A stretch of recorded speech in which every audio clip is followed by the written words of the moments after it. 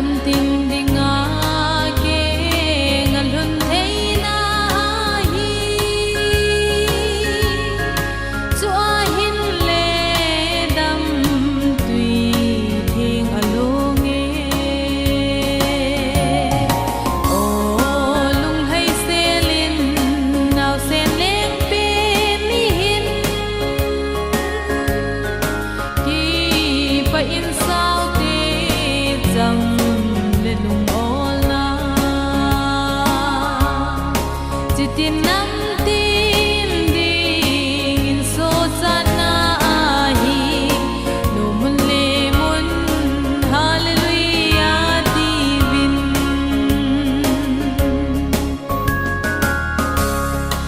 albedab zan ko sot boy nel chunga kel ngoi ching hon a kel ngoi nga pe nun zan khang lai zin ga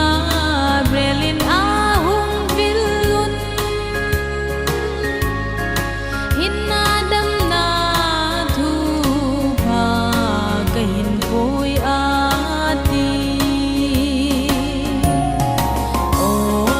lung hai selin naw sen leng pe ni hin ki pa in sao te chang le lung ol na chitin nam tin ding in so chan na hi no mun le mun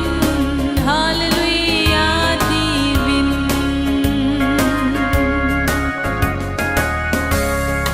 chu in ban til sang zan ban lai zola hung tila in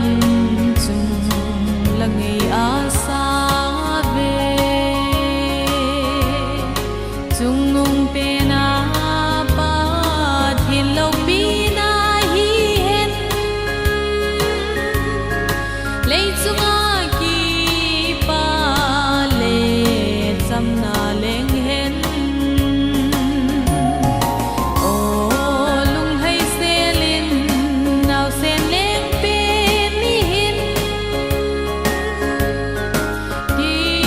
pa in sao te chang le lung ol na chitin nam tin ding in so chan na hi no mun le mun hallelujah divin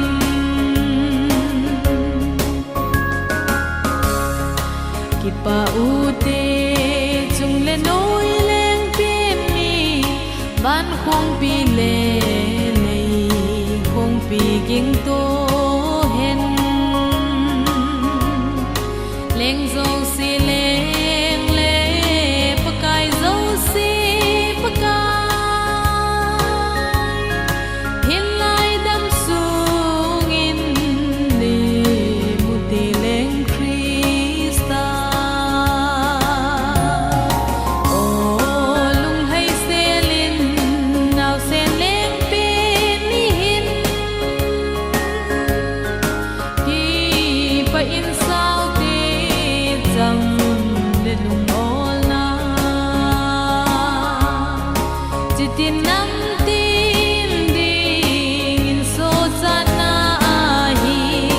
no mun le mun hallelujah divin